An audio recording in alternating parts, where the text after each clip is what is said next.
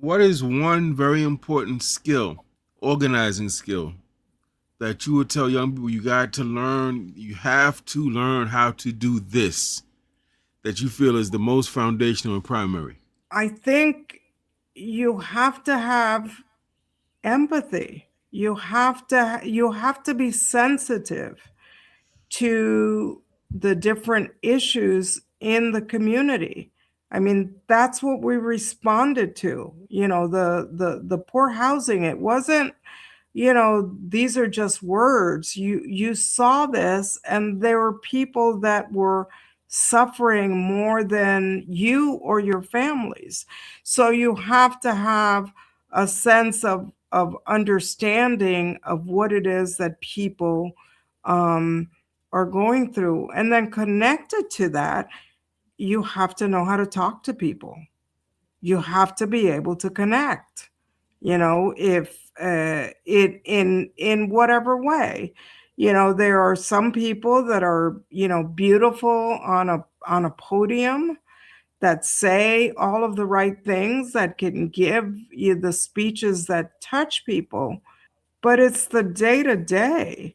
It's that personal interaction that you have with folks, which is the way that you are, able to bring members into organization.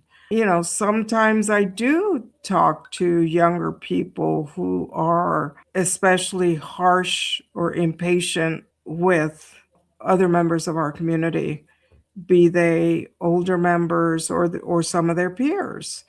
And so how do you organize? You keep imparting the lessons that do speak to folks. Because I work now, my primary work is with college students. It's a little bit difficult. It's not always easy for everyone to respond or to connect to um, the problems in the community, because I feel like the systems have done a good job of isolating, right?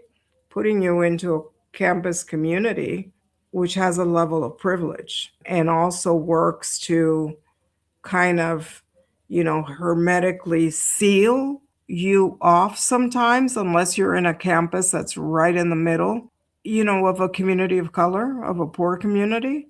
They do a good job of helping students forget where they came from. So which is, also another lesson, is that you have to remember where you came from and who you came from, you know?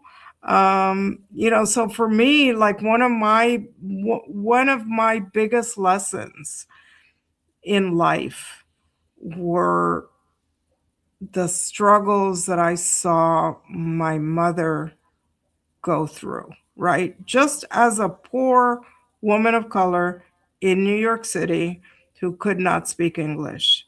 Um, and the tenacity, it was like no matter what life threw at her.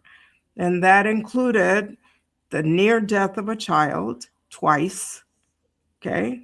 I say child, although it was my brother, he was a young adult. Um, but just seeing her, this idea that she was going to do whatever it took to get beyond that stage. And then also on the issue of race, I have never not identified as a person of African descent, because if I didn't, then I would be denying my mother, my brother, my sister, who, are visibly identified more as Black, that I would be, denying my grandmother, my great grandfather. And so always knowing your roots and embracing those roots. To the folks that I have on a personal basis, been told, well, you have European roots, and I say, why do I want to identify with a history with a colonizer or a rapist?